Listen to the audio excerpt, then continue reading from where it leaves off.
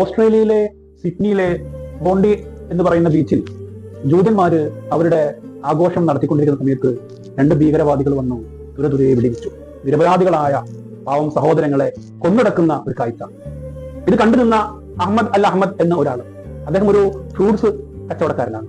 ഉടനെ അദ്ദേഹം ഓടി വന്ന് ഒരു ഭീകരന്റെ പിന്നിലൂടെ പിടിച്ച് അദ്ദേഹത്തെ കീഴ്പ്പെടുത്താൻ ശ്രമിച്ചു. കീഴ്പ്പെടുത്തി ആ തോക്ക് പിടിച്ചു വാങ്ങി ജീവിതത്തിൽ ഇന്നേ വരെ തോക്ക് ആയുധം ഉപയോഗിക്കാത്ത അഹമ്മദ് അൽ അഹമ്മദ് ആ ഭീകരനെ വെടിവെച്ചു കൊന്നു. ആ മത്സരത്തിനിടയിൽ അദ്ദേഹത്തിന് മാരകമായ പരിക്കേറ്റു. ഇപ്പം ഓസ്ട്രേലിയയിലെ ആശുപത്രിയിലാണ് അദ്ദേഹം. ഈ സന്ദർഭത്തില് അവിടെ ജാതിയോ മതമോ വർഗമോ വർണ്ണമോ ദേശമോ ഒന്നുമല്ല, മനുഷ്യത്വവും സ്നേഹവുമാണ് ഏറ്റവും വലുതെന്ന് ലോകത്തോട് വിളിച്ചു പറഞ്ഞ ഒരാളാണ് അഹമ്മദ് അൽ അഹമ്മദ് എന്ന് പറയുന്ന ആള്. നമുക്കൊരു ആപത്തുണ്ടാകുമ്പോ, ഒരു പ്രയാസം ഉണ്ടാകുമ്പോ, ഒരു അപകടം ഉണ്ടാകുമ്പോ പെട്ടെന്ന് ഓടി വരുന്ന സമയത്ത് ആളുകൾ നമ്മുടെ ജാതിയോ മതമോ വർണ്ണമോ വർഗമോ രാഷ്ട്രീയമോ ഒന്നും നോക്കാറില്ല. അതാണ് മനുഷ്യത്വം, അതാണ് സ്നേഹം.